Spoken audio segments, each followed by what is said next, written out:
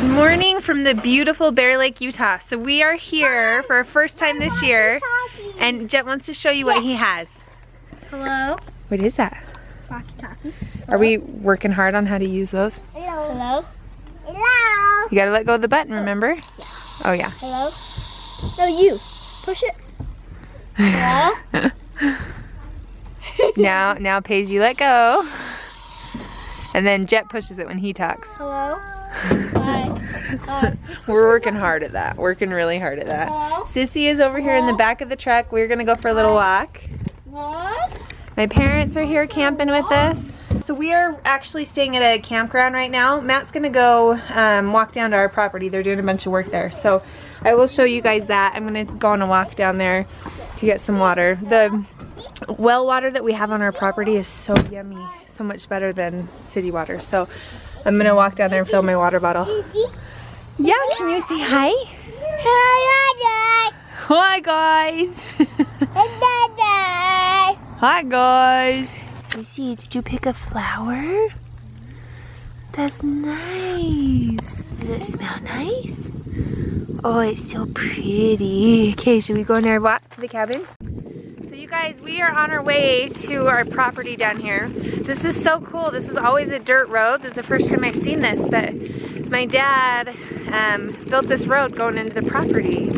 I'm loving this. This is awesome. Such a cool improvement. And I guess it's all the way up top too. So he's been working, I think we have about 7 acres here. Is that right, Mom? Yeah, so anyway, I'll show you guys, but my dad's working on building the kids a motocross track up behind our cabin. So this will be fun. So this is it, you guys. So this property has been in my family since like the 1940s. My great-grandpa bought this. So this is like home. We've always come up here every single summer since I was a little girl, and not much changes here. So everything has kind of stayed the same. The swing set that the kids are playing on, I used to play on that when I was a kid, and I think my dad even played on that when he was little. So it's kind of fun. So this has been ever since I was a little girl. The water goes up, the water comes down, but it's kind of just been like our own secluded little beach over here. We're up here working. Well, I'm watching kids and the guys are working. How's it going there, baby? What are you doing? Putting in a sprinkler system. I'm kind of excited. So we haven't had grass here since I was little because it was kind of hard to maintain. There was no sprinkler system, but my dad and Matt are putting in a sprinkler system here, and they flattened this whole area out over there, which is kind of nice. Here goes the sprinkler system, and then they're gonna go put it up by the windmill up front. Your feet are getting wet over here, Missy. You throw a rock? Throw the rock. Throw the rock. Lots of cool rocks here, huh? Try not to get your feet wet. It's probably too late for that, huh? It's probably too late for that. Oh, don't eat them. Don't eat them. Don't eat them. I found a rock that was in pieces. Show me, like a puzzle? Yeah. That is so cool, buddy. That's a treasure. Do you want me to hold on to it for you? Yeah. Okay. Which one do you think is sharper? This one or this one? I would say the one in your left hand. Which one's your left? This one. Other one. There you go. Cute boy. Do you want to go sit on the tractor with Bumpa? Yeah? She keeps pointing up to the tractor with my dad. She wants to go sit on it with him. I used to do this when I was a little girl. I thought that every dad drove tractors. But I didn't realize it was just a Tonka truck thing that my dad had going on. Who has you? Does Bumpa have you? Are you gonna ride with Grandpa? Are you excited? Alright, you ride with Grandpa. Oh, we're running 2 stations of sprinklers for some grass going in over here. And then this one's gonna be water to our trailer. So yeah, that's big. That's real big. Yeah, I just drove it. Tell me about it. It felt real big. It looks huge, but you get in and you start moving it around and you're like, I'm driving a house right now. Really? This thing is ginormous. And it like, I mean, yeah, literally you could pick up that truck and have no problem. Yeah, look at that. The bucket is like, you could totally pick up that truck with that bucket, huh? Oh, easy. Yeah, the camera doesn't really do it justice just how big that sucker is. So we were talking about our memories here today, and this is a very prominent one. Probably one of the scariest days of my whole life. Don't you think? Definitely. We were talking today about how the water is really high this year, almost as high as it was when my mom turned 50. And the water was up to here, so it was up to this breakwater right here where we're standing. And like, I don't even know how to start that story. You were on the boat. Mm-hmm. Do you want to start that story? So we had a bunch of family here. We kind of were drifting around, like right here, literally right here, kind of drifting around, waiting for everyone to come out and get on the boat. And we drifted over the rope. And so Trevor, Amber's cousin, who had been training for a triathlon and was in super great shape, jumped in and he's like, I'll go grab it. So Trevor dove down to get the rope unhooked from the prop. When he came back up, he was like sputtering and acting really weird.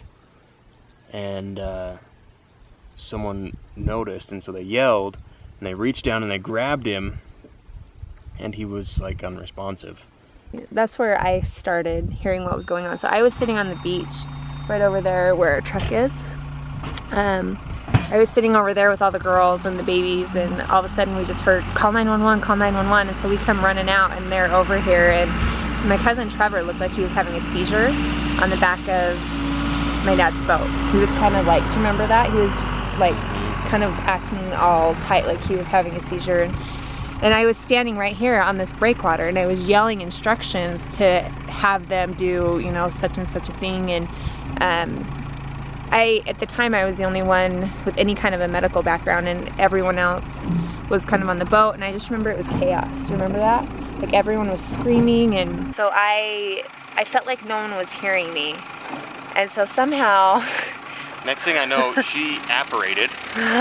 Pretty cool. I've got Harry Potter skills apparently, because somehow I just ended up on the boat, and I don't remember how I got there. And all of a sudden she was there.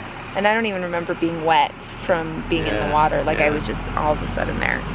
But right after I got on the boat, I was right by his face, turned him onto his side, and he stopped breathing.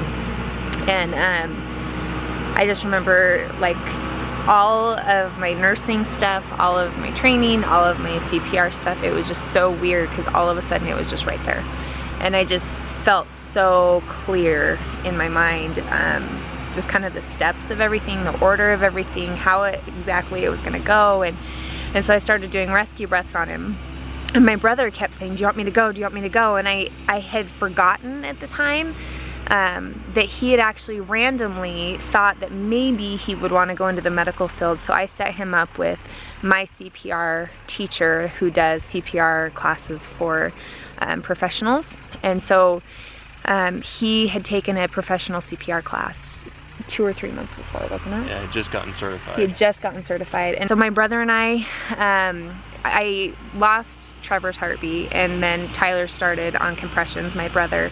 And we did CPR on him for, how long do you think that was? 40, 45 minutes. Yeah, it took EMS the longest time to get here.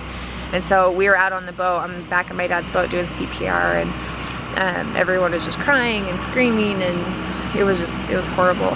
He was life flighted to the hospital. They put him in a medical induced coma for hyperbaric chamber. Yeah, they took his body temperature down to like 92 degrees or something like that to help try to prevent any brain damage. And they kind of prepared everybody and said that he wasn't going to make it.